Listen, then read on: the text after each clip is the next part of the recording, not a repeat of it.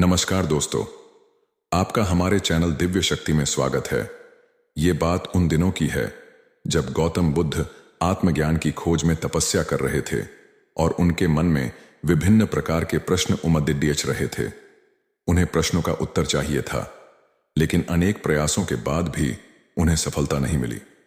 वे आत्मज्ञान की प्राप्ति के लिए कठोर तपस्या करने लगे, अनेक कष्ट सहन किए और कई स्थानों की यात्राएं की, परंतु जो समाधान उनको चाहिए था वह उनको मिला नहीं।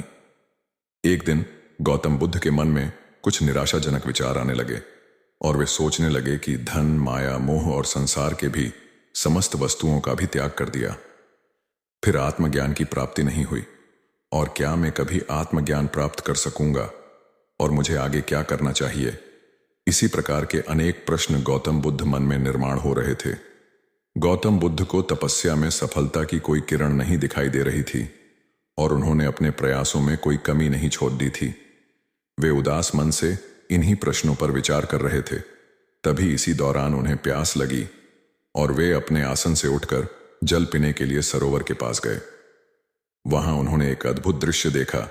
वहां एक गिलहरी अपने मुंह में कुछ फल लिए सरोवर के पास आई और फल उसके मुंह से छूटकर सरोवर में गिर गया। गिलहरी ने देखा कि फल पानी की गहराई में जा रहा है। तभी गिलहरी पानी में छलांग लगा दी और उसने अपना शरीर पानी में भिगोया और बाहर आई, और बाहर आकर उसने अपने शरीर पर लगा पानी झाड़ डाट दिया और दोबारा सरोवर में कूद गई। उस गिलहरी ने यह कार्य करना जारी रखा। बुद्ध उसे देख रहे थे, लेकिन गिलहरी इस बात से अनजान थी और वह लगातार अपने काम में जुटी रही। तभी बुद्ध सोचने लगे, ये कैसी गिलहरी है जो सरोवर का जल कभी नहीं सूखा सकेंगी, लेकिन इसने हिम्मत नहीं हारी और वह पूरी शक्ति लगाकर सरोवर में खाली करने में जुटी है। अचानक गौतम बुद्ध के मन में एक विचार का उदय हुआ। यह तो गिलहरी है, फिर भी यह अपने लक्ष्य को प्राप्त करने में जुटी हुई है और मैं तो मनुष्य हूं। आत्मज्ञान प्राप्त नहीं हुआ तो मन में निराशा के भाव आने लगे। अब मैं पुनः तपस्या में जुट जाऊंगा। इस प्रकार गौतम बुद्ध ने गिलहरी से शिक्षा प्राप्त की और तपस्या में जुट गए। फिर एक दिन वो भी आया जिस दिन उन्हें आत्मज्ञान प्राप्त हुआ। गौतम बुद्ध के जीवन में कई ऐसी कहानियां जुड़ी हैं जो हमें सत्य, ज्ञान और करुणा के मार्ग पर चलने की प्रेरणा देती हैं। इनमें से एक ऐसी कहानी है जो उन्होंने अक्सर अपने शिष्यों को सुनाई और उनके जीवन में गहराई से प्रभाव डाला। यह कहानी सच्चे ज्ञान के महत्व और अपने भीतर छिपी शक्ति को पहचानने की प्रेरणा देती है। प्राचीन काल की बात है। एक छोटे से गांव में एक निर्धन ब्राह्मण रहता था। वह अत्यंत धार्मिक और साधारण जीवन जीता था, लेकिन जीवन के संघर्षों ने उसे थका दिया था। ब्राह्मण दिन रात चिंताओं में डूबा रहता और सोचता कि क्या उसके जीवन में कभी कोई चमत्कार होगा। एक दिन उसने अपने गांव के एक ज्ञानी संत के बारे में सुना जो जीवन के रहस्यों को समझाने में निपुण थे। ब्राह्मण ने निश्चय किया कि वह उनके पास जाकर अपनी समस्याओं का समाधान पूछेगा। ब्राह्मण लंबी यात्रा तय कर संत के आश्रम पहुंचा। संत ध्यान में बैठे थे।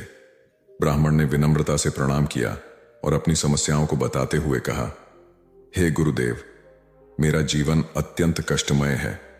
मुझे ऐसा प्रतीत होता है कि मेरे पास कोई शक्ति नहीं है जिससे मैं अपने जीवन को बदल सकूं। कृपया मुझे कोई उपाय बताइए। संत ने मुस्कुराते हुए ब्राह्मण को देखा और कहा, वत्स, तुम्हारे भीतर ही वह शक्ति है जिसे तुम बाहर खोज रहे हो। मैं तुम्हें एक कहानी सुनाता हूं। अगर तुम इस कहानी का रहस्य समझ सको तो तुम्हारे जीवन की हर समस्या का समाधान हो जाएगा। संत ने कहना शुरू किया, बहुत समय पहले एक विशाल साम्राज्य के राजा को यह चिंता सताने लगी कि वह अपने राज्य के लोगों को ज्ञान और खुशहाली कैसे प्रदान करे। राजा ने अपनी समस्या का समाधान जानने के लिए अपने राजगुरु को बुलाया। राजगुरु ने कहा, महाराज, हर व्यक्ति के जीवन में समस्याएं होती हैं, लेकिन जो व्यक्ति सच्चे ज्ञान को समझ लेता है वह हर समस्या का हल खोज लेता है। राजा ने पूछा, पर यह सच्चा ज्ञान मिलेगा कहां? राजगुरु ने कहा, सच्चा ज्ञान तुम्हारे भीतर है, लेकिन इसे पहचानने के लिए तुम्हें पहले अपने भ्रम और अहंकार का त्याग करना होगा। राजगुरु की बात सुनकर राजा ने अपना सिंहासन त्याग दिया और सच्चे ज्ञान की खोज में निकल पड़ा। उसने वर्षों तक तपस्या की, जंगलों में घूमता रहा, संत महात्माओं से मिला, लेकिन उसे सच्चा ज्ञान नहीं मिला। एक दिन यात्रा करते करते राजा एक वृद्ध महिला के घर पहुंचा। वह महिला निर्धन थी, लेकिन उसने राजा का स्वागत किया और भोजन कराया। भोजन के बाद राजा ने वृद्धा से पूछा, माता, मैं वर्षों से सच्चे ज्ञान की खोज में हूं, लेकिन इसे पाने में असमर्थ हूं। क्या आप मुझे इसका मार्ग बता सकती हैं? वृद्धा ने मुस्कुराते हुए कहा, राजन, सच्चा ज्ञान तुम्हारे भीतर है। जब तुम अपने मन के अहंकार को त्याग दोगे और दूसरों की सेवा में लग जाओगे, तो यह अपने आप प्रकट हो जाएगा। वृद्धा की बातों से राजा को गहरा बोध हुआ। उसने समझा कि सच्चा ज्ञान केवल पुस्तकों या किसी गुरु के प्रवचनों से नहीं, बल्कि अपने भीतर झांकने और दूसरों की सेवा करने से प्राप्त होता है। उसने उसी क्षण निश्चय किया कि वह अपने राज्य लौटेगा और अपने लोगों की भलाई के लिए काम करेगा। राजा ने अपने राज्य लौटकर सभी नागरिकों को यह शिक्षा दी कि सच्चा सुख और ज्ञान केवल दूसरों के साथ अपनी खुशी बांटने और अपने भीतर की शक्ति को पहचानने से प्राप्त होता है। उसके राज्य में खुशहाली छा गई और यह राज्य दूसरों के लिए प्रेरणा का केंद्र बन गया। कहानी समाप्त करते हुए संत ने ब्राह्मण से कहा, वत्स, यह कहानी तुम्हारे लिए है। तुम भी राजा की तरह अपनी समस्याओं के समाधान के लिए इधर उधर भटक रहे हो, लेकिन समाधान तुम्हारे भीतर है। जब तुम अपने डर, अहंकार और नकारात्मक सोच को छोड़ दोगे और अपनी क्षमताओं पर विश्वास करोगे, तो तुम्हारा जीवन बदल जाएगा। गौतम बुद्ध ने यह कहानी सुनाकर अपने शिष्यों को सिखाया कि सच्चा ज्ञान बाहरी चीजों में नहीं, बल्कि हमारे भीतर है।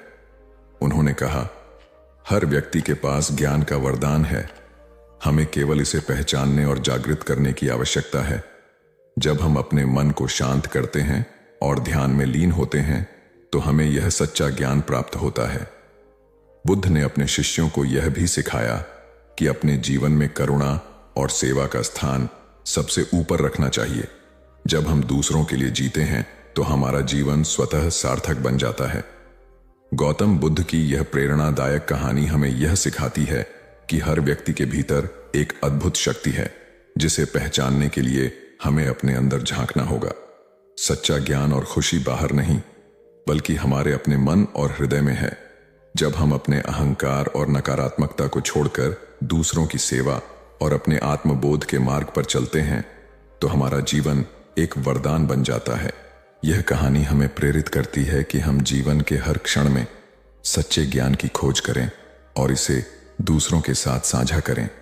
तभी हम अपने जीवन को सार्थक और सफल बना सकते हैं। गौतम बुद्ध का जीवन शांति, करुणा और आत्मज्ञान की यात्रा का प्रतीक है। उनके शिष्यों का कहना था कि बुद्ध हर दिन सोने से पहले एक ऐसी कथा सुनते थे जो उनके मन को शांति और सीख प्रदान करती थी। यह कथा न तो किसी चमत्कार से जुड़ी थी और न ही वरदानों पर आधारित, बल्कि यह कथा जीवन के सहज और सच्चे गुणों को उजागर करती थी। ऐसी ही एक रात जब बुद्ध अपने शिष्यों के साथ शांत जंगल में विहार कर रहे थे, उन्होंने आनंद से कहा, सोने से पहले मैं एक साधारण किसान की कहानी सुनना चाहूंगा। वह किसान जिसने अपने परिश्रम और धैर्य से जीवन का सबसे बड़ा सत्य सीखा। आनंद ने सिर झुका लिया और मुस्कुराते हुए बोले, महात्मा, यह कथा हमें दिखाएगी कि किस प्रकार साधारण जीवन में ही असाधारण ज्ञान छिपा है। इस प्रकार आनंद ने एक किसान की कहानी सुनाई, जिसने न किसी वरदान की सहायता ली और न ही किसी चमत्कार पर विश्वास किया। उसने केवल अपने कर्म, समर्पण और विवेक से अपने जीवन को संवारने का मार्ग ढूंढा। यही कथा गौतम बुद्ध को प्रिय थी, क्योंकि यह हमें सिखाती है कि सच्चे बदलाव के लिए भीतर की शक्ति और स्थिरता कितनी महत्वपूर्ण है। बहुत समय पहले एक छोटे से गांव में एक साधारण किसान रहता था, जिसका नाम सोम था। सोम ईमानदार, परिश्रमी और सादा जीवन जीने वाला व्यक्ति था। उसकी छोटी सी जमीन और एक जोड़ी बैल थे, जिनसे वह अपनी रोजी रोटी कमाता था, लेकिन उसका जीवन आसान नहीं था। एक साल बारिश समय पर नहीं हुई, खेत सूख गए और फसलें बर्बाद हो गईं। गांव के कई किसान हताश होकर अपनी जमीन छोड़ने लगे। कुछ ने देवताओं से प्रार्थना की, तो कुछ ने वरदान की आशा में अपने सारे धन को दान कर दिया। लेकिन सोम ने ऐसा कुछ नहीं किया। जब पड़ोसी उससे पूछते, तुम क्यों नहीं किसी चमत्कार की आस रखते, तो सोम मुस्कुराकर कहता, मेरे पास केवल मेरा परिश्रम और धैर्य है, मैं इन्हीं पर भरोसा करता हूं। उस कठिन वर्ष में सोम ने पानी की कमी से जूझते हुए अपने खेतों की मिट्टी को खुदाई करके गहरा किया। उसने अपने बैलों की देखभाल की, उन्हें अच्छे से चारा खिलाया और छोटे छोटे तालाब खोदने शुरू किए ताकि बारिश का पानी इकट्ठा हो सके। गांव वाले उसका मजाक उड़ाते थे, लेकिन सोम ने परवाह नहीं की। फिर अगले साल बारिश सामान्य से अधिक हुई। सोम के छोटे तालाब पानी से भर गए। उसने अपनी जमीन में बीज बोए और आश्चर्यजनक रूप से उसकी फसल इस बार इतनी अच्छी हुई कि उसने पूरे गांव के किसानों की मदद की। आनंद ने कथा समाप्त की और कहा, महात्मा, सोम की कहानी हमें यह सिखाती है कि जीवन में वरदान या चमत्कार की जरूरत नहीं है। धैर्य, कर्म और विवेक ही असली वरदान है। गौतम बुद्ध ने मुस्कुराते हुए कहा, सत्य कहां आनंद। यह कथा मुझे याद दिलाती है कि आत्मनिर्भरता और समर्पण का मार्ग ही सच्चे शांति की ओर ले जाता है। यही मेरे जीवन का संदेश है। इस कथा का सार यह है कि जीवन में स्थायी समाधान केवल हमारी अपनी मेहनत, धैर्य और विवेक से ही आते हैं। वरदान या चमत्कार से प्राप्त सुख क्षणिक होता है, लेकिन स्वयं का परिश्रम और विश्वास स्थायी आनंद देता है। कि आप हर दिन एक प्रेरणादायक कहानी जरूर सुने। प्रेरणादायक कहानियां गहरे स्तर के ज्ञान को सीखने का एक शानदार तरीका है। यहाँ कुछ लघु प्रेरणादायक कहानियों का संग्रह है जो आपके मन और आत्मा के उत्थान की शक्ति को बढ़ा सकती है। प्रेरणादायक कहानियां हमेशा हमारे जीवन में महत्वपूर्ण भूमिका निभाती हैं, क्योंकि हम ऐसी कहानियों से बहुत कुछ सीख सकते हैं। प्रेरणादायक कहानियों का इतिहास उतना ही पुराना है जितना कि स्वर्ग और नर्क की अवधारणा। कोई भी निर्धारित नहीं कर सकता है कि ये कहानियां वास्तव में कहां से शुरू हुई हैं, लेकिन तथ्य यह है कि ये कहानियां आत्म प्रेरणा और किसी के व्यक्तित्व को विकसित करने में महत्वपूर्ण भूमिका निभाती हैं। ये कहानियां हमेशा दिल को छूती हैं और भावनाएं पैदा करती हैं। इसलिए जब भी हम कोई अच्छी प्रेरक कहानी सुनते हैं तो हमारी आत्मा तरोताजा हो जाती है। एक बालक अभी पूरे 2 साल का भी नहीं हुआ था कि उसके पिता की मृत्यु हो गई। ऐसी कठिन परिस्थिति में उसकी मां उसे लेकर अपने मायके में रहने लगी। सभी उसे नन्हा कहकर पुकारते थे। छोटे से कद का बालक शारीरिक रूप से दुर्बल था, किंतु मानसिक रूप से अत्यंत मेधावी। उसे जो कुछ भी कहा या सिखाया जाता वह बड़े मनोयोग से उसे ग्रहण करता था। धीरे धीरे दिन बीतते गए और बालक 6 वर्ष का हो गया। एक बार वह अपने कुछ मित्रों के साथ मिलकर किसी बाग में फूल तोड़ने पहुंचा। वह बालक और उसके सभी फल तोड़ने लगे। तभी माली आ गया। उस बालक के सभी मित्र भाग गए, लेकिन वह माली की पकड़ में आ गया। माली ने उसे डंडे से पीटना शुरू किया। नन्हा मार खाता रहा और फिर धीमी आवाज में माली से बोला, मेरे पिता इस दुनिया में नहीं है, इसलिए तुम मुझे इस तरह मार रहे हो। बालक की बात सुनकर माली का हाथ रुक गया। माली शांत होकर बोला, बेटा, तुम्हारे पिता के न होने से तुम्हारी जिम्मेवारी और अधिक बढ़ जाती है कि तुम कोई गलत काम नहीं करो। यह सुनकर नन्हा बालक फूट फूट कर रो पड़ा और फिर कभी गलत काम न करने का संकल्प लिया। यही नन्हा बालक बड़ा होकर लाल बहादुर शास्त्री के नाम से विख्यात हुआ और प्रधानमंत्री के रूप में अपने गुण व व्यवहार से सर्वत्र प्रशंसा पाई। कथा का सार यह है कि माँ बाप के अमूल्य मार्गदर्शन के अभाव की स्थिति में और अधिक जिम्मेदार बनकर आत्मविकास करना चाहिए। 19वीं शताब्दी का एक प्रसंग है। मेदिनीपुर जिले के वीर सिंह नामक गांव में एक मां अपने पुत्र के साथ रहती थी। मां का रहन सहन अत्यंत सादा था और विचार अति उच्च। अपने पुत्र को वह सदा सुसंस्कारों की शिक्षा देती थी। पुत्र भी मां का आज्ञाकारी था। मां बहुत संघर्ष कर पुत्र का पालन पोषण कर रही थी। पुत्र अपनी मां के कष्टों को देखता समझता था और इसी वजह से उसके मन में यह भावना थी कि बड़ा होकर अपनी मां को सभी प्रकार के सुख दूं। एक दिन पुत्र ने मां से कहा, मेरी बहुत इच्छा है कि तुम्हारे लिए कुछ गहने बनवाऊं, तुम्हारे पास एक भी गहना नहीं है। यह सुनकर मां बोली, बेटा, मुझे बहुत दिनों से 3 प्रकार के गहनों की इच्छा है। पुत्र ने पूछा, वे कौन से गहने हैं?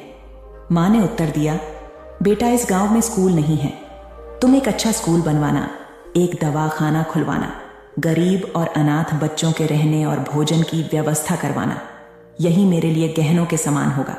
मां की बात सुनकर पुत्र रो पड़ा। वह पुत्र था पंडित ईश्वर चंद्र विद्यासागर और मां थी भगवती देवी। वीर सिंह गांव में इस पुत्र द्वारा स्थापित किया हुआ भगवती विद्यालय आज भी उन अमूल्य गहनों की कथा सुना रहा है। कथा का सार यह है कि स्वयं की सज्जा से अधिक समाज को संवारने की कामना ही मनुष्य को मनुष्यत्व प्रदान करती है, और ऐसी मनुष्यता से भरा समाज एक सुसंस्कृत राष्ट्र की परिकल्पना को साकार करता है। एक महात्मा बड़े ज्ञानी थे। वे प्रायः अपने शिष्यों को रामायण, महाभारत और गीता ग्रंथों की अच्छी बातें बताकर उन्हें आचरण में उतारने का आग्रह करते थे। प्रतिदिन संध्या को वे प्रवचन करते और श्रोताओं को इन धर्म ग्रंथों की कथाएं व दृष्टांत सुनाकर उनमें सदाचार जागृत करने का प्रयास करते थे।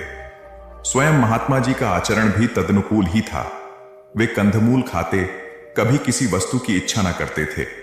धन संग्रह में उनकी कदापि रुचि नहीं थी। यदि कोई शिष्य अथवा श्रोता श्रद्धापूर्वक उन्हें कुछ भेंट करता तो वे तत्क्षण उसे किसी जरूरतमंद को दान कर देता। प्रवचन के पश्चात लोगों के प्रश्नों व जिज्ञासुओं का भी महात्मा जी समाधान करते। वे प्रायः रामायण आदि ग्रंथों से शिक्षा ग्रहण करने की बात कहते थे। एक दिन किसी व्यक्ति ने उनसे प्रश्न किया, महात्मा जी, रामायण को सही माना जाए या गलत? उन्होंने उत्तर दिया, वत्स, जब रामायण की रचना हुई थी तब मैं नहीं था। राम जी वन में विचरण कर रहे थे, तब भी मेरा अता पता नहीं था। इसलिए मैं नहीं बता सकता कि रामायण सही है या गलत। मैं तो सिर्फ इतना बता सकता हूं कि इसके अध्ययन एवं इससे मिलने वाली शिक्षा से सुधर कर मैं आज इस स्थिति में हूं। चाहो तो तुम भी इसका प्रयोग कर अपना जीवन बेहतर बना सकते हो। सार यह है कि धर्म ग्रंथ व नीति ग्रंथ तर्क का विषय नहीं होते। उनमें सतोमुखी जीवन के तत्व होते हैं। अतः उनसे अपने जीवन को सार्थकता देने की शिक्षा ग्रहण करनी चाहिए, न कि उन्हें तर्क की कसौटी पर कसना चाहिए। उपन्यासकार डा क्रोनिन अत्यंत निर्धन थे। पुस्तकों की रॉयल्टी या तो प्रकाशक हड़प जाते अथवा क्रोनिन को उनके हक से कम 2 क्रोनिन बहुत सीधे थे। प्रकाशकों से लड़ाई कर अपना हक लेना उन्हें नहीं आता था। अतः गरीबी में उनका जीवन बीत रहा था। इसी गरीबी में जैसे तैसे उन्होंने चिकित्सा की पढ़ाई पूर्ण की और डॉक्टर बन गया। जब वे चिकित्सा के क्षेत्र में आए तो कुछ लोगों ने उन्हें इसके जरिए पैसा कमाने का तरीका बताया। वे लोगों की बातों में आकर मरीज से मोटी फीस वसूलने लगे। वे किसी भी निधन पर दया नहीं करता और पूरा चिकित्सा खर्च लेते। यह देखकर क्रोनिन की पत्नी बहुत दुखी हुई। वे अत्यंत दयालु थीं। पति की गरीबों के साथ यह निर्दय देख एक दिन वे बोली, हम गरीब ही ठीक थे, हमसे कम दिल में दया तो थी। उस दया को खोकर तो हम कंगाल हो गए, अब मनुष्य ही नहीं रहे। पत्नी की मर्मस्पर्शी बात सुनकर डा क्रोनिन को आत्मबोध हुआ और उन्होंने अपनी पत्नी से कहा, तुम सच कह रही हो। व्यक्ति धन से नहीं मन से धनी होता है। तुमने सही समय पर सही राह दिखाई, अन्यथा हम अमानवीयता की गहरी खाई में गिर जाते तो कभी उठ ही नहीं पाते।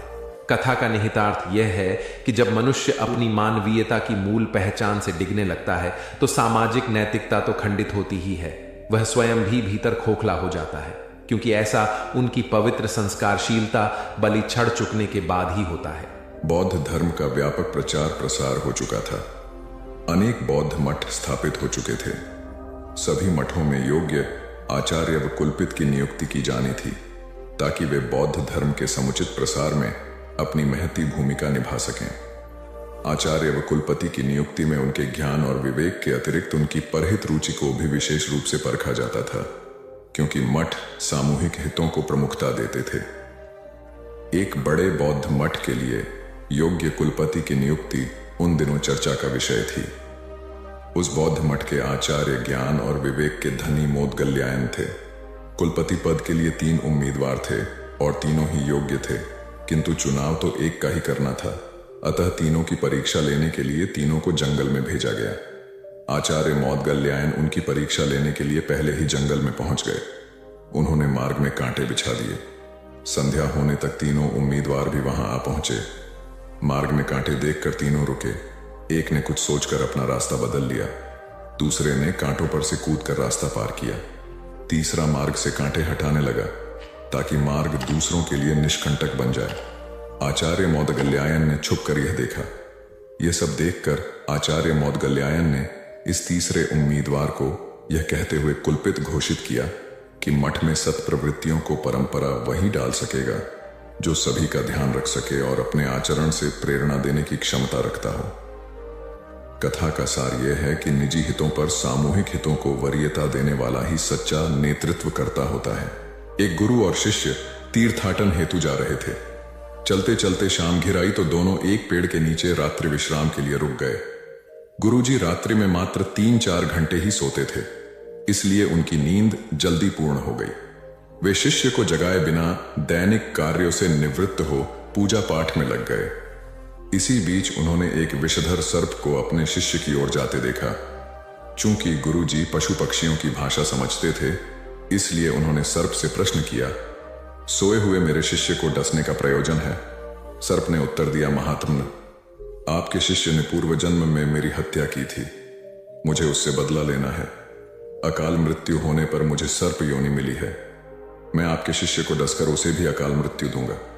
क्षण भर विचार के उपरांत गुरुजी बोले, मेरा शिष्य अत्यंत सदाचारी व होनहार होने के साथ ही अच्छा साधक भी है।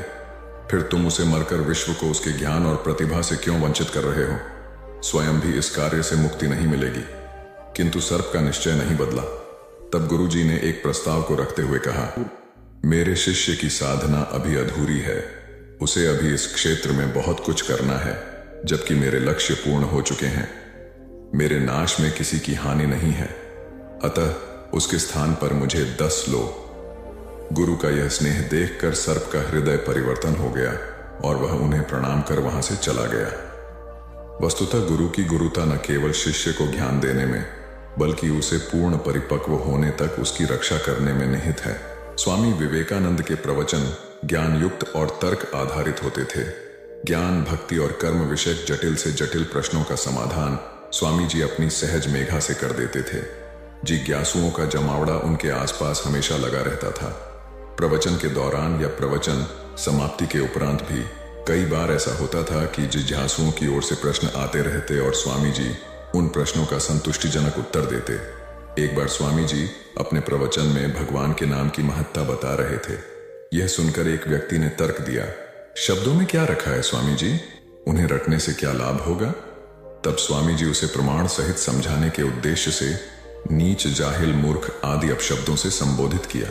यह सुनकर वह अत्यंत क्रोधित हो गया और कहने लगा, आप जैसे सन्यासी के मुंह से ऐसे शब्द शोभा नहीं देते। आपके इन कुवचनों से मुंह बहुत आघात पहुंचा है। तब स्वामी जी बोले, भाई वे तो शब्द मात्र थे, आपने ही कहा कि शब्दों में क्या रखा है।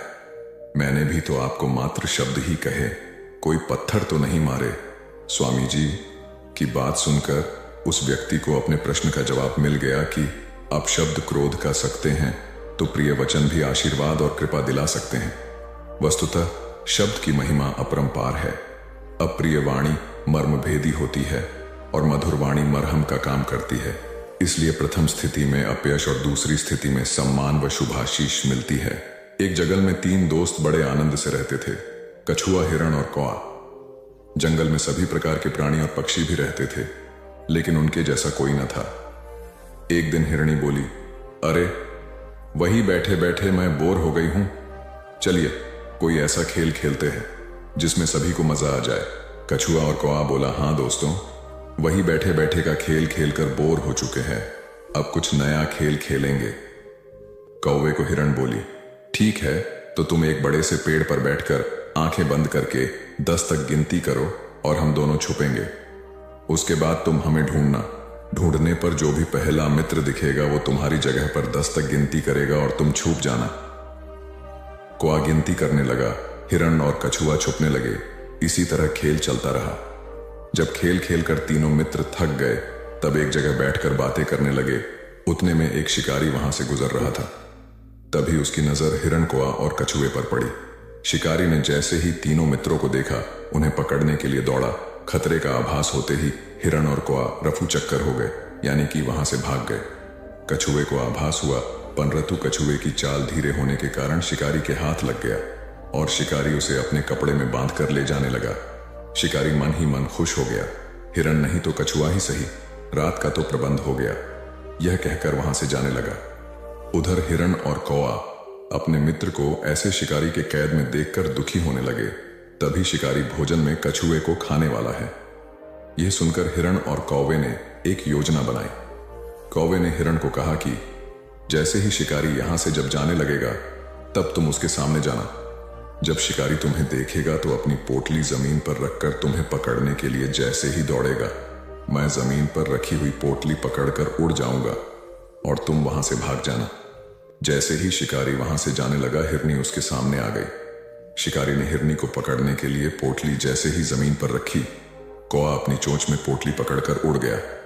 शिकारी हिरण को पकड़ने के लिए दौड़ा और पीछे मुड़कर देखा, कौआ पोटली चोंच में पकड़कर उड़ रहा था और इधर हिरण पलक झपटे ही भाग गई। शिकारी निराश होकर घर लौट गया। कौवे ने पोटली को महफूज जगह पर रखा और कछुए को शिकारी के चंगुल से आजाद कराया और तीनों मित्र आनंद से रहने लगे।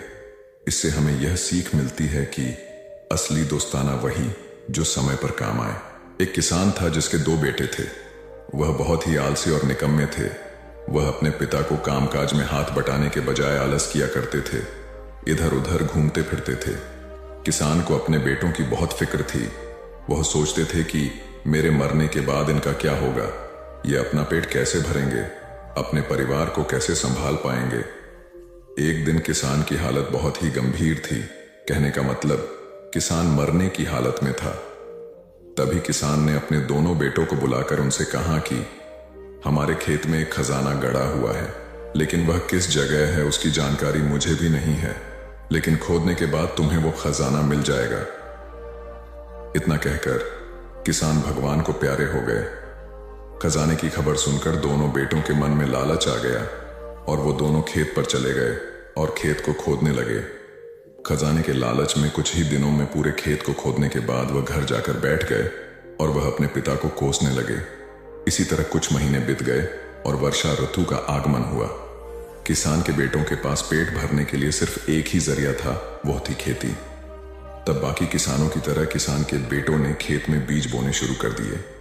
वर्षा का पानी पाकर वह बीज अंकुरित हुए और देखते ही देखते खेत लहराने लगे।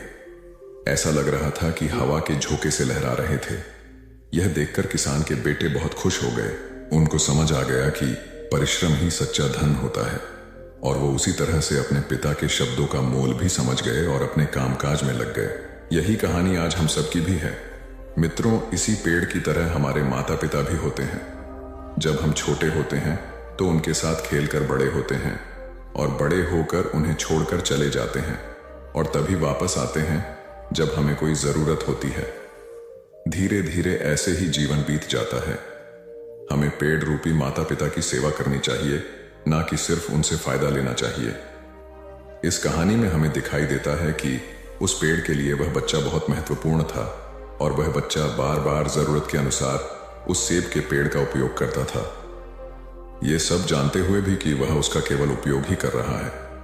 इसी तरह आजकल हम भी हमारे माता पिता का जरूरत के अनुसार उपयोग करते हैं और बड़े होने पर उन्हें भूल जाते हैं। हमें हमेशा हमारे माता पिता की सेवा करनी चाहिए, उनका सम्मान करना चाहिए और हमेशा, भले ही हम कितने भी व्यस्त क्यों ना हो, उनके लिए थोड़ा समय तो भी निकलते रहना चाहिए। एक समय की बात है, एक बार गौतम बुद्ध अपने शिष्यों के साथ बैठे हुए थे। तभी वहां एक व्यक्ति आया जो बहुत क्रोध में था और गौतम बुद्ध के पास आकर बहुत भला बुरा कहने लगा। गौतम बुद्ध के शिष्यों को बहुत गुस्सा आया, पर गौतम बुद्ध एकदम शांत थे। वह व्यक्ति वहां से चला गया। फिर अगले दिन वह दोबारा आ गया और आज तो वह और भी ज्यादा गुस्से में था और गौतम बुद्ध को और भी बुरा कहने लगा। परंतु आज भी गौतम बुद्ध एकदम शांत थे और मुस्कुरा रहे थे, पर गौतम बुद्ध के शिष्यों को बहुत गुस्सा आया। वह व्यक्ति कुछ देर चिल्लाता रहा, फिर चला गया। अगले दिन वह व्यक्ति फिर आया और आज तो हद ही कर दी उसने। आकर गौतम बुद्ध को गाली देने लगा। गौतम बुद्ध के शिष्यों को बहुत गुस्सा आया, परंतु आज भी गौतम बुद्ध एकदम शांत थे। इतना कुछ चलता रहा और बुद्ध मुस्कुरा रहे थे। यह क्रम कुछ दिन चलता रहा। फिर उस व्यक्ति ने आना छोड़ दिया। तब उनके एक शिष्य ने पूछा, गुरुजी, आप चाहते तो पहले दिन ही उस व्यक्ति को भगा सकते थे, पर आपने ऐसा क्यों नहीं किया? तब गौतम बुद्ध ने बड़ी नम्रता से कहा, अगर कोई व्यक्ति हमें कोई उपहार दे और हम उसे लेने से मना कर दे तो वह व्यक्ति क्या करेगा? शिष्य ने कहा, वह व्यक्ति अपना उपहार लेकर लौट जाएगा। तब गौतम बुद्ध ने कहा, मैंने भी ऐसा ही किया। उस व्यक्ति ने मुझे उपशब्द रूपी उपहार दिया, मैंने उसे लेने से मना कर दिया, मतलब उस पर कोई भी प्रतिक्रिया नहीं दी, तो व्यक्ति अपने वह अपशब्द वापस लेकर लौट गया। एक व्यक्ति की 3 साल की बेटी थी। एक दिन उस व्यक्ति ने देखा कि उसकी बेटी उसके एक बहुत सुंदर और महंगे गोल्ड पैकिंग पेपर से एक बॉक्स को लपेट रही थी। यह देखकर उस व्यक्ति को बहुत गुस्सा आया है। उसने अपनी बेटी को बहुत डांटा, तुमने मेरे इतनी कीमती पेपर को बेकार कर दिया, वो भी बिना किसी मतलब के। तुम इसे अच्छे काम के लिए उपयोग करती तो अच्छा लगता, पर तुमने एक बेकार से डिब्बे को उसमें लपेट दिया। कुछ दिन बीते, दिवाली का दिन आया। उस व्यक्ति ने अपनी बेटी को गिफ्ट दिया। बेटी ने भी वही सुंदर सा गोल्डन बॉक्स पापा को दिया। उसके पापा पहले तो उसे देखकर बहुत खुश हुए, पर जैसे ही उन्होंने उस डिब्बे को खोला वह खाली था। यह देखकर उस व्यक्ति ने अपनी बेटी को घूरा और कहा, क्या तुम्हें इतना भी नहीं पता कि किसी को खाली डिब्बा नहीं देते? लड़की कुछ देर शांत रही, फिर बोली, पापा यह डिब्बा खाली नहीं है, मैंने इसमें बहुत सारे किस आपके लिए रखे हैं। कभी कभी आप जल्दी ऑफिस चले जाते हैं और मैं सोती रह जाती हूं, तो आप इसमें से एक किस ले जा सकते हैं। बेटी की बात सुनकर उस व्यक्ति की आंख भर आई। एक गांव में एक लड़का रहता था। उसके घर की आर्थिक स्थिति ठीक नहीं थी। उसके मन में विचार आया, किसी बड़े शहर में जाकर वह नौकरी करे। वह कलकत्ता गया और नौकरी ढूंढने लगा। बहुत खोज के बाद उसे एक सेठ के घर में नौकरी मिल गई। नौकरी 6 आने रोज की थी। काम था सेठ को रोज 6 घंटे अखबार और किताब पढ़कर सुनाना। लड़के को नौकरी की जरूरत थी तो उसने वह नौकरी स्वीकार कर ली। एक दिन की बात है, लड़के को दुकान के कोने में 100 के 8 नोट पड़े मिले। उसने चुपचाप उन्हें अखबार और किताबों से ढक दिया। दूसरे दिन रुपयों की खोजबीन हुई। लड़का सुबह जब दुकान पर आया तो उससे पूछा गया। लड़के ने तुरंत ही प्रसन्नता से रुपये निकालकर ग्राहक को दे दिए।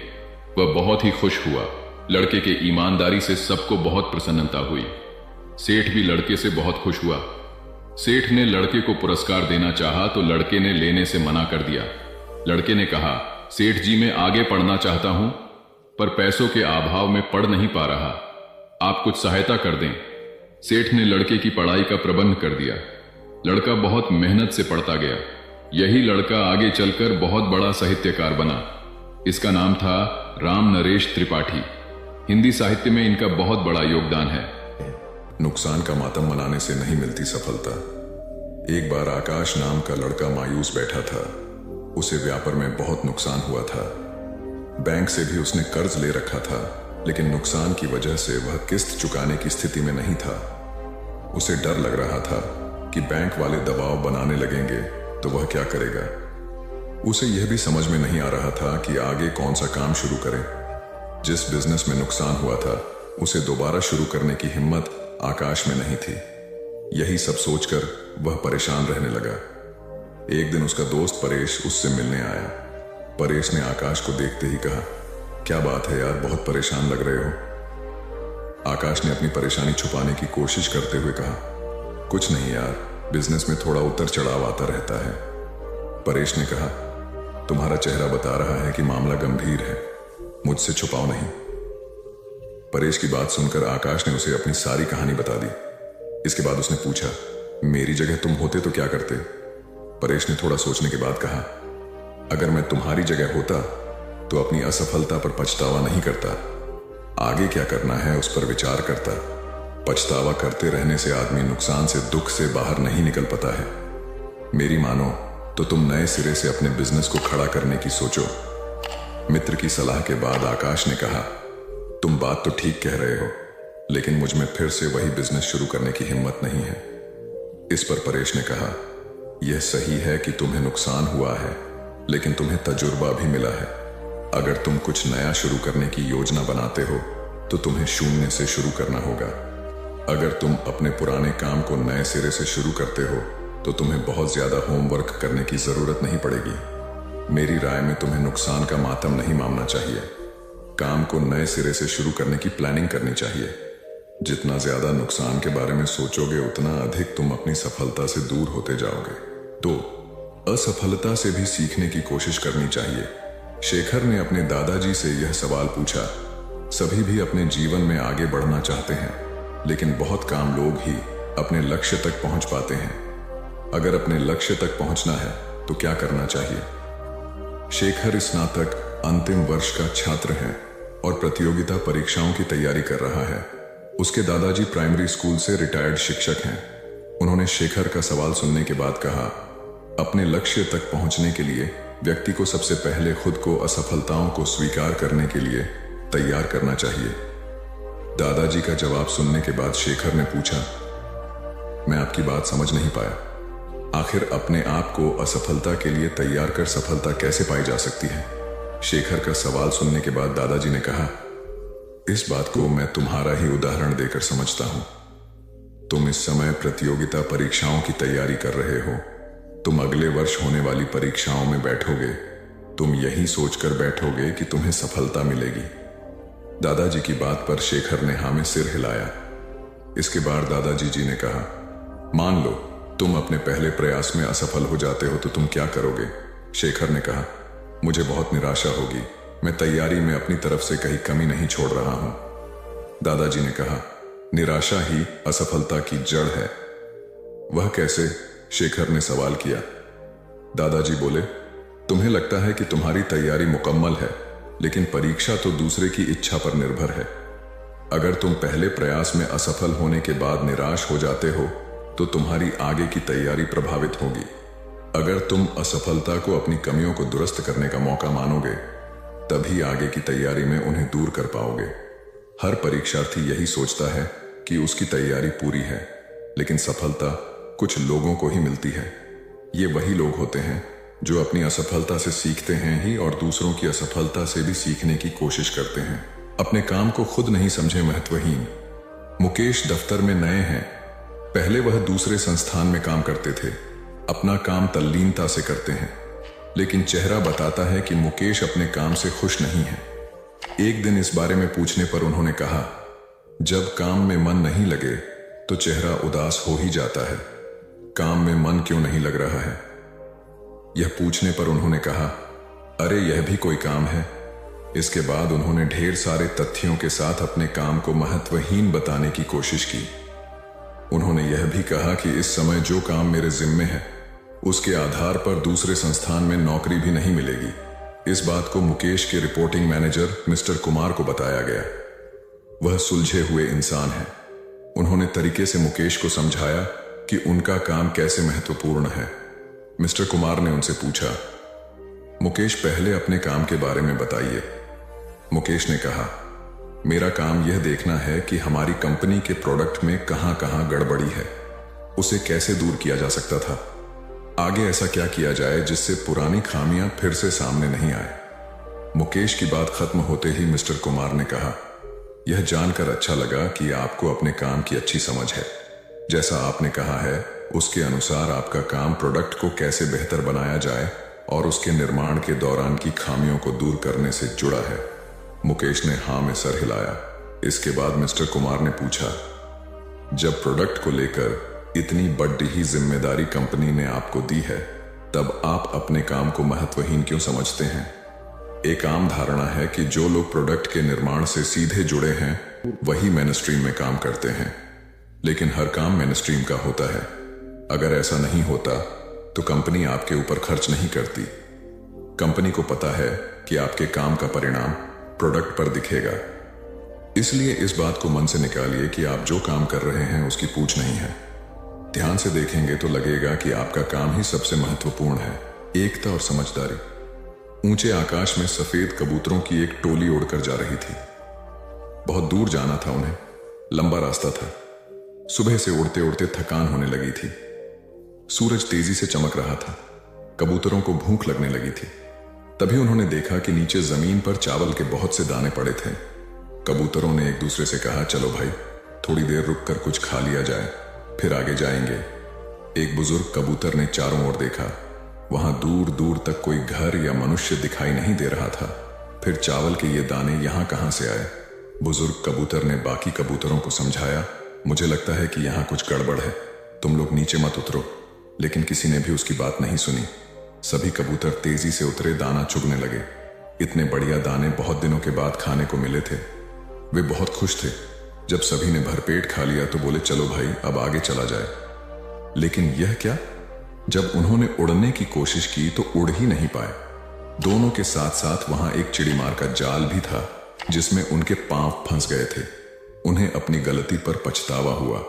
बूढ़ा कबूतर पेड़ पर बैठकर सब देख रहा था। उसने जब अपने साथियों को मुसीबत में देखा तो फौरन उड़ा और चारों ओर देखा। दूर उसे चिड़ीमार आता दिखाई दिया। वह फौरन लौटा और अपने साथियों को बताया। सब वहां से निकलने का उपाय सोचने लगे। तब बूढ़े कबूतर ने कहा, दोस्तों, एकता में बड़ी शक्ति होती है। सब एक साथ उड़ड होगे तो जाल तुम्हें रोक नहीं पाएगा। उसने गिना, 1 2 3। उड़ो। सारे कबूतरों ने एक साथ जोर लगाया और जाल उनके साथ उठने लगा। जब तक चिड़ीमार वहां पहुंचा तब तक जाल काफी ऊपर उठ चुका था। वह देखता ही रह गया और कबूतर जाल लेकर उड़ गए। बूढ़ा कबूतर सबसे आगे उड़ रहा था। काफी देर उड़ने के बाद वे नीचे उतरे। वहां कबूतरों के दोस्त चूहे रहते थे। चूहों ने अपने तेज दांतों से जाल काट दिया। इस तरह बूढ़े कबूतर की समझदारी और साथ मिलकर काम करने से सभी कबूतर बच गए। एक शहर में एक बहुत अमीर व्यक्ति रहता था। उसका नाम तो था धनीमल, लेकिन था वह बेहद कंजूस। उसका कहना था कि अगर आप अपना पैसा अपने पास रखेंगे तो सबको पता चल जाएगा कि आपके पास बहुत पैसे हैं। फिर चोर डाकू आपके पीछे पड़ जाएंगे और सारा पैसा लूट कर ले जाएंगे। इसलिए वह अपना सारा पैसा छिपा कर रखता था और खुद एक बहुत गरीब व्यक्ति के समान रहता था। पैबंद लगे कपड़े, घिसे हुए जूते, रूखा सूखा खाना, यह सब देखकर लोग उसे भिखारी समझते थे। जिनको पता था कि वह धनवान है, वे उसे कंजूस कहकर बुलाते थे। एक दिन धनीमल को अपनी संपत्ति को चोरों से बचाने का एक बहुत बढ़िया उपाय समझ में आया। उसने सारे पैसों से बहुत सा सोना खरीद लिया और फिर सारे सोने को पिघलाकर उसका एक बड़ा सा गोला बना लिया। उसने शहर के बाहर जाकर एक पुराने कुएं के पास एक गड्ढा खोदा और सोने का वह गोला उसमें डालकर गड्ढा बंद कर दिया। वह अब निश्चिंत था। अपनी तसल्ली के लिए वह रोज रात को आकर गड्ढे में देख लेता था कि उसका सोना वहां है या नहीं। उसे विश्वास था कि कोई भी चोर इस जगह के बारे में नहीं जान पाएगा, लेकिन ऐसा नहीं हुआ। धीरे धीरे पूरे शहर में यह चर्चा होने लगी कि धनीमल रात में शहर के बाहर जाकर कुछ करता है। एक रात जब उसने गड्ढा खोद कर देखा तो सोना वहां से गायब था। उसे गहरा सदमा लगा और वह चीख कर रोने लगा। उसके रोने की आवाज सुनकर बहुत से लोग वहां आ गए। धनीमल रो रो कर अपना दुख बताने लगा। तब उसके एक पड़ोसी से उसे कहा, धनीमल, तुम एक भारी पत्थर इस गड्ढे में रख दो और समझ लो कि वही तुम्हारा सोना है। यह सुनकर धनीमल को बहुत गुस्सा आया। तुम मेरे सोने को पत्थर जैसे बता रहे हो। वह बोला, देखो धनीमल, वह सोना तुम कभी इस्तेमाल तो करते नहीं थे। एक पत्थर की तरह यहां उसे दबा कर रख दिया था, तो फिर यहां सोना हो या पत्थर, क्या फर्क पड़ जाता है? उसका पड़ोसी बोला, बात तो ठीक ही थी। धनीमल ने बहुमूल्य सोने को पत्थर के समान मूल्यहीन बना दिया था। उसके बाद धनीमल ने मेहनत करके फिर पैसे कमाए, लेकिन अब वह कंजूस नहीं रहा था। अपने पैसे को वह अपने ऊपर और दूसरे लोगों की सहायता के लिए खर्च करता था। अंधी का बेटा। एक औरत थी जो अंधी थी, जिसके कारण उसके बेटे को स्कूल में बच्चे चिढ़ाते थे कि अंधी का बेटा आ गया। हर बात पर उसे ये शब्द सुनने को मिलता था कि अंधी का बेटा। इसलिए वो अपनी माँ से चिढ़ता था, उसे कहीं भी अपने साथ लेकर जाने में हिचकता था, उसे नापसंद करता था। उसकी माँ ने उसे पढ़ाया और उसे इस लायक बना दिया कि वो अपने पैरों पर खड़ा हो सके। लेकिन जब वो बड़ा आदमी बन गया तो अपनी माँ को छोड़ अलग रहने लगा। एक दिन एक बूढ़ी औरत उसके घर आई और गार्ड से बोली, मुझे तुम्हारे साहब से मिलना है। जब गार्ड ने अपने मालिक से बोल, तो मालिक ने कहा कि बोल दो मैं अभी घर पर नहीं हूं। गार्ड ने जब बुढ़िया से बोला कि वो अभी नहीं है, तो वो वहां से चली गई। थोड़ी देर बाद जब लड़का अपनी कार से ऑफिस के लिए जा रहा होता है, तो देखता है कि सामने बहुत भीड़ लगी है। और जानने के लिए कि वहां क्यों भीड़ लगी है, वह वहां गया तो देखा उसकी माँ वहां मरी पड़ी थी। उसने देखा कि उसकी मुट्ठी में कुछ है। उसने जब मुट्ठी खोली तो देखा कि एक लेटर जिसमें यह लिखा था कि बेटा, जब तू छोटा था तो खेलते वक्त तेरी आंख में सरिया ढंस गई थी और तू आंधा हो गया था, तो मैंने तुम्हें अपनी आंखें दे दी थी। इतना पढ़कर लड़का जोर जोर से रोने लगा। उसकी माँ उसके पास नहीं आ सकती थी। दोस्तों वक्त रहते ही लोगों की वैल्यू करना सीखो। माँ बाप का कर्ज हम कभी नहीं चुका सकते। हमारी प्यास का अंदाज भी अलग है दोस्तों। कभी समंदर को ठुकरा देते हैं तो कभी आंसू तक पी जाते हैं। जीवन साथी सबसे अजीज होता है। कॉलेज में हैप्पी मैरिड लाइफ पर एक कार्यक्रम हो रहा था जिसमें कुछ शादीशुदा जोड़े हिस्सा ले रहे थे। जिस समय प्रोफेसर मंच पर आए उन्होंने नोट किया कि सभी पति पत्नी शादी पर जोक कर हंस रहे थे। ये देखकर प्रोफेसर ने कहा कि चलो पहले एक गेम खेलते हैं, उसके बाद अपने विषय पर बातें करेंगे। सभी खुश हो गए और कहा कौन सा गेम। प्रोफेसर ने एक मैरिड लड़की को खड़ा किया और कहा कि तुम ब्लैक बोर्ड पे ऐसे 25-30 लोगों के नाम लिखो जो तुम्हें सबसे अधिक प्यारे हों। लड़की ने पहले तो अपने परिवार के लोगों के नाम लिखे, फिर अपने सगे संबंधी, दोस्तों, पड़ोसी और सहकर्मियों के नाम लिख दिए। अब प्रोफेसर ने उसमें से कोई भी कम पसंद वाले 5 नाम मिटाने को कहा। लड़की ने अपने सहकर्मियों के नाम मिटा दिए। प्रोफेसर ने और 5 नाम मिटाने को कहा। लड़की ने थोड़ा सोचकर अपने पड़ोसियों के नाम मिटा दिए। अब प्रोफेसर ने और 10 नाम मिटाने को कहा। लड़की ने अपने सगे संबंधी और दोस्तों के नाम मिटा दिए। अब बोर्ड पर सिर्फ 4 नाम बचे थे जो उसके मम्मी पापा, पति और बच्चे का नाम था। अब प्रोफेसर ने कहा इसमें से और 2 नाम मिटा दो। लड़की असमंजस में पड़ गई। बहुत सोचने के बाद बहुत दुखी होते हुए उसने अपने मम्मी पापा का नाम मिटा दिया। सभी लोग स्तब्ध और शांत थे क्योंकि वो जानते थे कि ये गेम सिर्फ वो लड़की ही नहीं खेल रही थी, उनके दिमाग में भी यही सब चल रहा था। अब सिर्फ 2 ही नाम बचे थे, पति और बेटे का। प्रोफेसर ने कहा और 1 नाम मिटा दो। लड़की अब सहमी सी रह गई। बहुत सोचने के बाद रोते हुए अपने बेटे का नाम काट दिया। प्रोफेसर ने उस लड़की से कहा तुम अपनी जगह पर जाकर बैठ जाओ और सभी की तरफ गौर से देखा और पूछा क्या कोई बता सकता है कि ऐसा क्यों हुआ कि सिर्फ पति का ही नाम बोर्ड पर रह गया। कोई जवाब नहीं दे पाया। सभी मुंह लटका कर बैठे थे। प्रोफेसर ने फिर उस लड़की को खड़ा किया और कहा ऐसा क्यों? जिसने तुम्हें जन्म दिया और पाल पोस कर इतना बड़ा किया, उनका नाम तुमने मिटा दिया। और तो और तुमने अपनी कोख से जिस बच्चे को जन्म दिया उसका भी नाम तुमने मिटा दिया। लड़की ने जवाब दिया कि अब मम्मी पापा बूढ़े हो चुके हैं। कुछ साल के बाद वो मुझे और इस दुनिया को छोड़ के चले जाएंगे। मेरा बेटा जब बड़ा हो जाएगा तो जरूरी नहीं कि वो शादी के बाद मेरे साथ ही रहे, लेकिन मेरे पति जब तक मेरी जान में जान है तब तक मेरा आधा शरीर बन के मेरा साथ निभाएंगे। इसलिए मेरे लिए सबसे अजीज मेरे पति हैं। प्रोफेसर और बाकी स्टूडेंट ने तालियों की गूंज से लड़की को सलामी दी। प्रोफेसर ने कहा तुमने बिल्कुल सही कहा कि तुम और सभी के बिना रह सकती हो, पर अपने आधे अंग अर्थात अपने पति के बिना नहीं रह सकती। मजाक मस्ती तक तो ठीक है, पर हर इंसान का अपना जीवन साथी ही उसको सबसे ज्यादा अजीज होता है। दिमाग का इस्तेमाल कर पक्ष में करें परिस्थितियां। एक शेर जंगल में शिकार पर निकला था। एक लोमड़ी अचानक उसके सामने आ गई। लोमड़ी को लगा कि अब उसे कोई नहीं बचा सकता है, लेकिन उसने हार नहीं मानी और अपनी जान बचने के लिए एक तरकीब सोची। लोमड़ी ने शेर से कड़े शब्दों में कहा तुम्हारे पास इतनी ताकत नहीं कि मुझे मार सको। यह सुनकर शेर थोड़ा अचंभित हुआ।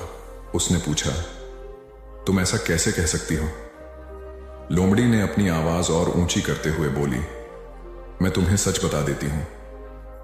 ईश्वर ने स्वयं मुझे इस जंगल और जंगल में रहने वाले सभी जानवरों का राजा बनाया है। यदि तुमने मुझे मारा तो यह ईश्वर के विरुद्ध होगा और तुम भी मर जाओगे। कुछ देर चुप रहने के बाद लोमड़ी ने कहा अगर विश्वास नहीं हो रहा है तो तुम मेरे साथ जंगल घूमने चलो।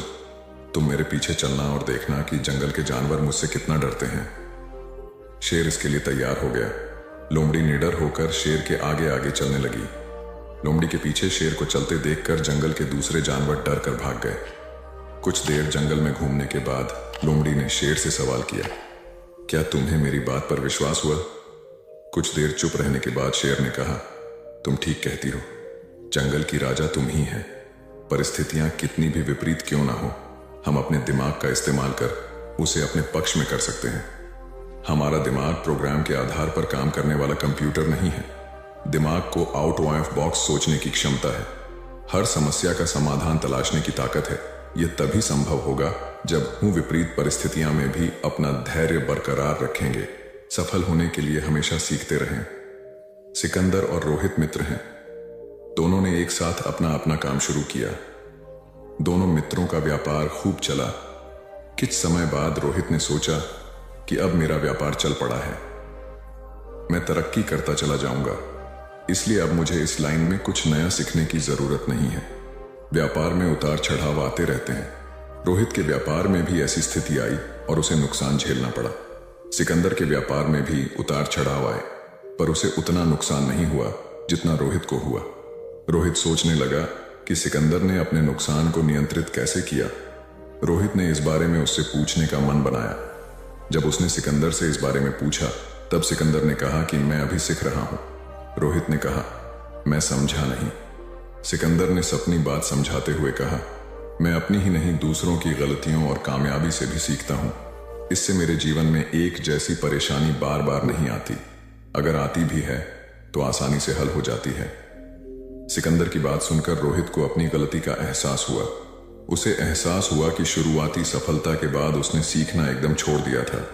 यही वजह है कि अपने व्यापार में होने वाले नुकसान का आकलन वह नहीं कर पाया। जीवन में सफल होने के लिए सीखते रहना जरूरी है। इंसान को हमेशा सीखते रहना चाहिए। इससे उसके भीतर नकारात्मक विचार नहीं आते हैं, बल्कि उसमें सकारात्मक बदलाव आता रहता है और सफलता की सीढ़ियां चढ़ता रहता है। सीखते रहने वाले व्यक्ति को सफलता के अवसर भी ज्यादा मिलते हैं। सबसे बड़ी बात यह है कि इस तरह के व्यक्ति में अहंकार नहीं होता। जिसके मन में अहंकार होगा वह कभी सीखने का प्रयास नहीं करेगा। घमंड कुल्हाड़ी हुई निरुत्तर। एक बार कुल्हाड़ी और लकड़ी के एक डंडे में विवाद छिड़ गया। दोनों स्वयं को शक्तिशाली बता रहे थे। हालांकि लकड़ी का डंडा बाद में शांत हो गया, किंतु कुल्हाड़ी का बोलना जारी रहा। कुल्हाड़ी में घमंड अत्यधिक था।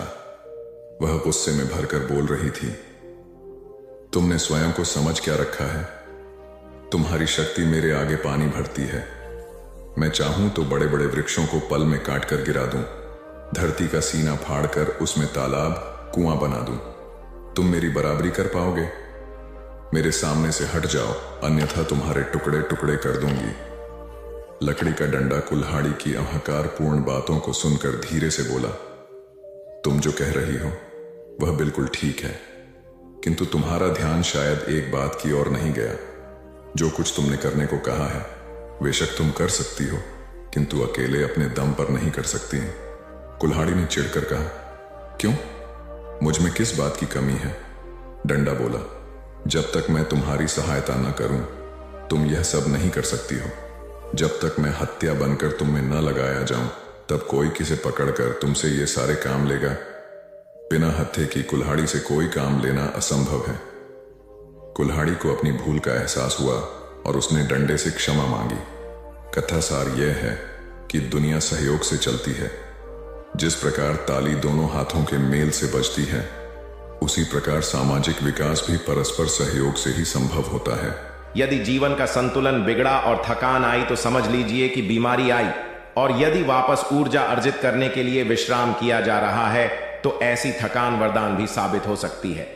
इन दिनों जिस तरह की हमारी जीवन शैली है, इसमें असंतुलन बहुत अधिक है। सुबह उठने से लेकर रात को सोने तक शरीर की कुछ नियमित क्रियाएं हैं, आदमी उसे भूल गया है। गौतम बुद्ध बहुत काम करते पर कभी थकते नहीं थे। आज भी कई साधु संत उतना ही परिश्रम कर रहे हैं जितना एक कॉर्पोरेट जगत का सफल व्यक्ति करता है, और जब वे रात को सोते हैं तो पूरी बेफिक्री के साथ। बुद्ध से उनके शिष्यों ने एक बार पूछा था, आप थकते नहीं? बुद्ध का उत्तर था, जब मैं कुछ करता ही नहीं तो थकूंगा कैसे? बात सुनने में अजीब लगती है, लेकिन है बड़ी गहरी। अध्यात्म ने इसे साक्षी भाव कहा है। स्वयं को करते हुए देखना, यह वह स्थिति होती है जब तन सक्रिय और मन विश्राम की मुद्रा में होता है। आज ज्यादातर लोग असमय, अकारण थक जाते हैं, जिसका एक बड़ा कारण असंतुलित जीवन है। एक होता है थकान को महसूस करना और दूसरा है स्वाभाविक थकान। जिस समय आपकी रुचियों, इच्छाओं और मूल स्वभाव में धीमापन आने लगे, अकारण चिड़चिड़ाहट हो जाए, समझ लें कि यह थकान बीमारी है। इसलिए प्रतिदिन योग, प्राणायाम और ध्यान करें। ये क्रियाएं अपने आप में एक विश्राम है। करने वाला कोई और है, हम तो महज उसके हाथों की कठपुतली हैं। यह मनोभाव भी थकान को मिटाएगा। क्या दिक्कत है ऐसा सोच लेने में? महात्मा बुद्ध ज्ञान प्राप्ति के लिए घोर तप में लगे थे। उन्होंने शरीर को काफी कष्ट दिया, यात्राएं की, घने जंगलों में कठिन साधना की, पर आत्मज्ञान की प्राप्ति नहीं हुई। निराश हो बुद्ध सोचने लगे, मैंने अभी तक कुछ भी प्राप्त नहीं किया, अब आगे क्या कर पाऊंगा। निराशा, अविश्वास के इन नकारात्मक भावों ने उन्हें क्षुब्ध कर दिया। कुछ ही क्षणों के बाद उन्हें प्यास लगी। वे थोड़ी दूर स्थित एक झील तक पहुंचे। वहां उन्होंने एक दृश्य देखा कि एक नन्ही सी गिलहरी के 2 बच्चे झील में डूब गए। पहले तो वह गिलहरी जड़वत बैठी रही, फिर कुछ देर बाद उठकर झील के पास गई, अपना सारा शरीर झील के पानी में भिगोया और फिर बाहर आकर पानी झाड़ने लगी। ऐसा वह बार बार करने लगी। बुद्ध सोचने लगे कि इस गिलहरी का प्रयास कितना मूर्खतापूर्ण है। क्या कभी यह इस झील को सुखा सकेगी? किंतु गिलहरी का यह क्रम लगातार जारी था। बुद्ध को लगा मानो गिलहरी कह रही हो कि यह झील कभी खाली होगी या नहीं, यह मैं नहीं जानती, किंतु मैं अपना प्रयास नहीं छोड़ूंगी। अतः उस छोटी सी गिलहरी ने भगवान बुद्ध को अपने लक्ष्य मार्ग से विचलित होने से बचा लिया। वे सोचने लगे कि जब यह नन्ही गिलहरी अपने लघु सामर्थ्य से झील को सुखा देने के लिए दृढ़ संकल्पित है तो मुझ में क्या कमी है, मैं तो इससे 1000 गुना अधिक क्षमता रखता हूं। यह सोचकर गौतम बुद्ध पुनः अपनी साधना में लग गए और एक दिन बोधि वृक्ष तले उन्हें ज्ञान का आलोक प्राप्त हुआ। यह कथा असफलता के बावजूद प्रयासों की निरंतरता पर बल देती है। यदि हम प्रयास करना न छोड़े तो एक न एक दिन लक्ष्य की प्राप्ति हो ही जाती है। बुद्ध अपने साधना काल में एक निर्जन स्थान पर ध्यान मग्न बैठे थे।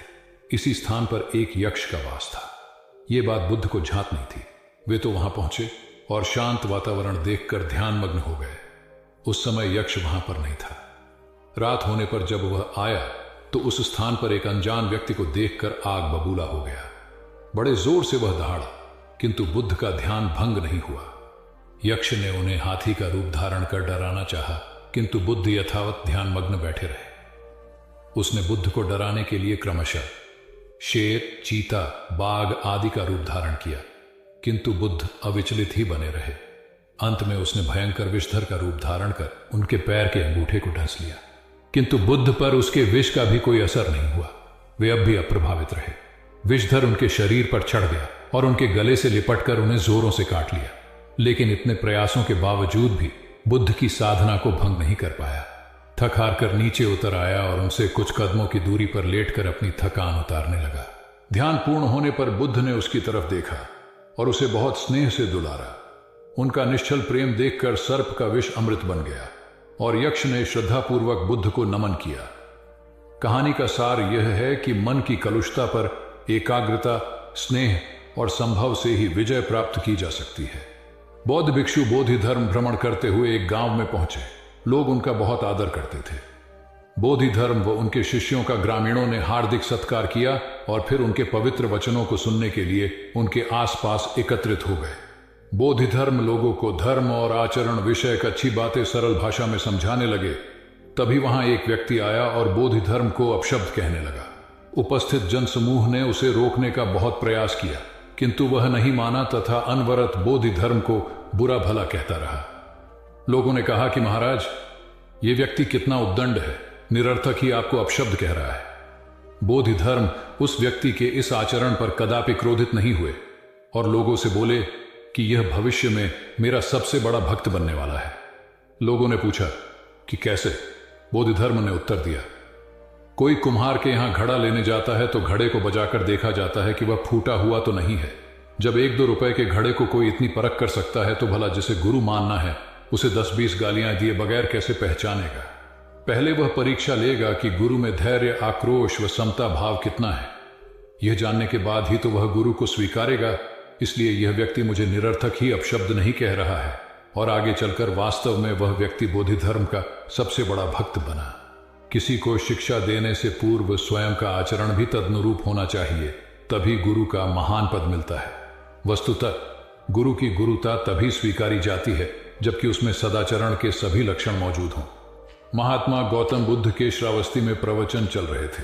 प्रवचन में नित्य ही बड़ी संख्या में लोग आते और विविध महत्वपूर्ण व गंभीर विषयों पर बुद्ध से ज्ञान ग्रहण करते। बुद्ध का शिष्य वर्ग भी काफी विशाल था, जो प्रवचन स्थल की व्यवस्था संभालता और बुद्ध की सेवा में सदैव तत्पर रहता। एक बार रात के समय महात्मा बुद्ध प्रवचन दे रहे थे। सदैव की भांति काफी लोग उनके प्रवचन सुन रहे थे। एक व्यक्ति जो बुद्ध के ठीक सामने बैठा था, बार बार नींद के झोंके ले रहा था। बुद्ध थोड़ी देर तक तो प्रवचन देते रहे, फिर उससे बोले, वत्स, सो रहे हो? उस व्यक्ति ने हड़बड़ाकर कहा, नहीं महात्मा। बुद्ध ने पुनः प्रवचन प्रारंभ किए। वह व्यक्ति फिर ऊँघने लगा। महात्मा ने फिर वही प्रश्न दोहराया और उसने फिर अचकचाकर नहीं महात्मा कहा। ऐसा लगभग 8-10 बार हो गया। कुछ देर बाद बुद्ध ने उससे पूछा, वत्स, जीवित हो? हर बार की तरह इस बार भी उसने कहा, नहीं महात्मा। यह सुनकर उपस्थित श्रोताओं में हंसी की लहर दौड़ गई और वह व्यक्ति पूर्णतः चैतन्य हो गया। तब बुद्ध गंभीर होकर बोले, वत्स, निद्रा में तुम्हारे मुख से सही उत्तर मिल ही गया। जो निद्रा में है वह मृतक समान ही है। महात्मा बुद्ध का संकेत था कि गुरु से ज्ञान ग्रहण करते वक्त सजगता अत्यंत आवश्यक है। गाफिल रहने की स्थिति में ज्ञान की प्राप्ति पूर्ण नहीं होती और अधकचरा ज्ञान सदैव खतरनाक साबित होता है। कथा सिद्धार्थ के जीवन के उस दौर की है जब वे बुद्धत्व को प्राप्त नहीं हुए थे और निरंजना नदी के तटीय वनों में वृक्ष के नीचे ध्यान करते थे। सिद्धार्थ प्रतिदिन ध्यान करने के बाद पास के किसी गांव में चले जाते और भिक्षा मांगकर लौट आते। कुछ दिनों के बाद उन्होंने भिक्षाटन पर जाना बंद कर दिया, क्योंकि एक गांव के प्रधान की छोटी बेटी सुजाता उनके लिए नित्य भोजन लाने लगी। सिद्धार्थ को वह बड़े स्नेह से भोजन कराती थी। कुछ दिनों बाद उसी गांव का एक चरवाहा भी सिद्धार्थ से प्रभावित होकर उनके पास आने लगा। उसका नाम स्वस्थी था। एक दिन स्वस्थी से सिद्धार्थ बातें कर रहे थे कि सुजाता भोजन लेकर आई। जैसे ही सिद्धार्थ ने भोजन करना शुरू किया, उन्होंने बातचीत बंद कर दी। जितनी देर तक वे भोजन करते रहे, बिल्कुल चुप रहे और वहां सन्नाटा छाया रहा। स्वस्थी को हैरानी हुई। उसने सिद्धार्थ के भोजन करने के उपरांत उनसे पूछा, गुरुदेव, आप मेरे आने के बाद निरंतर वार्तालाप करते रहे, किंतु भोजन के समय एक शब्द भी नहीं बोले। इसका क्या कारण है? सिद्धार्थ बोले, भोजन का निर्माण बड़ी कठिनाई से होता है। किसान पहले बीज बोता है, फिर पौधों की रखवाली करता है और तब कहीं जाकर अनाज पैदा होता है। फिर घर की महिलाएं उसे बड़े जतन से खाने योग्य बनाती हैं। इतनी कठिनाई से तैयार भोजन का पूरा आनंद तभी संभव है जब हम पूर्णतः मौन हों। भोजन के दौरान मैं मौन रहकर उसका पूरा स्वाद लेता हूं। वस्तुतः शांति से किया गया भोजन न केवल शारीरिक भूख को तृप्त करता है, बल्कि मानसिक आनंद और सात्विक ऊर्जा भी देता है। सम्राट अशोक संपूर्ण भारत को अपने राज्य में मिलाना चाहते थे, पर कलिंग के युद्ध में हुए रक्तपात को देखकर उन्हें अत्यधिक दुख पहुंचा। उनकी महत्वाकांक्षा ने जो तबाही मचाई थी, उसे देखकर उन्हें खुद पर ग्लानि हुई। उन्होंने देखा कि लोग दर्द से कराह रहे थे। यह सब विनाश केवल उनकी महत्वाकांक्षा से हुआ था। यह सब देखकर अशोक के मन में विनाश का पथ छोड़कर नेकी के रास्ते पर चलने का विचार जगा। अशोक की राजधानी पाटलिपुत्र थी। पाटलिपुत्र अब पटना के रूप में जाना जाता है। पटना से गया भी अधिक दूर नहीं है, जहां बोधि वृक्ष के नीचे महात्मा बुद्ध को ज्ञान प्राप्त हुआ था। बुद्ध के अष्टप्रद मार्ग, शांति और दया के संदेश ने अशोक के दिलो दिमाग में इतनी उथल पुथल पैदा कर दिया कि उन्होंने उस मार्ग को अपनाने का फैसला किया। इस पथ पर चलने से उन्होंने इतिहास में अपनी अमिट छाप छोड़ी। अशोक ने अपने पुत्र को सिलोन, अब श्रीलंका, और अन्य कई लोगों को सुदूर क्षेत्रों में दूत बनाकर भेजा। एक निर्दयी महत्वाकांक्षा एक ऐसे पवित्र उद्देश्य में बदल चुकी थी जिसमें कुछ अच्छा कर गुजरने की, करुणा और प्रेम के संदेश को चारों ओर फैलाने की इच्छा थी। करुणा केवल दया भावना मात्र नहीं है, यह आपके अंदर दूसरों की मदद करने की तीव्र इच्छा पैदा करती है। इसी भावना ने बुद्ध को भगवान और अशोक को महान बनाया। तथागत बुद्ध उन दिनों मगध प्रवास पर थे। साथ में शिष्यों का बड़ा समूह भी था। प्रतिदिन बुद्ध के प्रवचन होते, जिनका लाभ लेने के लिए बड़ी संख्या में लोग आते। इन लोगों में साधारण जन के साथ विशिष्ट हस्तियां भी शामिल रहती थीं। हालांकि बुद्ध सभी के प्रति समान रूप से प्रेम व आत्मीयता का व्यवहार रखते थे। इन लोगों में नगर सेठ का पुत्र भी था, जो बड़े ध्यान से बुद्ध के प्रवचन सुनता था। वह नित्य ही बुद्ध के शिष्यों के समक्ष बुद्ध की तारीफों के पुल बांधता और धन्य धन्य भाव से घर जाता। एक दिन प्रवचन समाप्त होने के बाद उसने किसी शिष्य से कहकर बुद्ध से मिलने की हार्दिक इच्छा प्रकट की। जब उसे बुद्ध के सामने ले जाया गया तो उसने उन्हें साष्टांग प्रणाम कर कहा, भगवान, जीवन की भाग दौड़ में सुकून भरी नींद मानो एक अनमोल खजाना बन गई है। हर कोई इससे जुड़ी जादुई चाबी को ढूंढने की कोशिश करता है, लेकिन क्या ऐसा हो सकता है कि गहरी और शांति भरी नींद का रहस्य हमारे भीतर ही छुपा हो? आइए इस रहस्य को एक बोध कथा के माध्यम से समझें, जहां एक साधारण व्यक्ति की यात्रा उसे जीवन के सबसे गहरे और सुकून भरे सत्य की ओर ले जाती है। बहुत समय पहले हिमालय की गोद में स्थित एक छोटे से गांव में एक युवक रहता था जिसका नाम निर्जन था। निर्जन मेहनती था, लेकिन उसकी रातें बेचैन और चिंताओं से भरी होती थीं। वह दिन भर खेतों में काम करता, लेकिन रात को उसे चैन की नींद नहीं आती। उसकी आंखें नींद की तलाश में छत को घूरती रहती और उसकी आत्मा भीतर से थकी हुई महसूस करती थी। एक दिन गांव के बुजुर्गों ने उसे सुझाव दिया, निर्जन, तुम्हें गहरी नींद की तलाश में जंगल में स्थित उस महान संत से मिलना चाहिए जिनके बारे में कहा जाता है कि वे आत्मा और मन की शांति का रहस्य जानते हैं। निर्जन ने इस विचार को तुरंत अपनाया। उसने सुबह ही यात्रा शुरू की। घने जंगल और ऊबड़ खाबड़ रास्तों को पार करते हुए वह संत के आश्रम पहुंचा। संत, जिनका नाम आचार्य विद्यानंद था, बहुत ही सरल और करुणामयी व्यक्ति थे। उनके चेहरे पर गहरी शांति और संतोष का आभास होता था।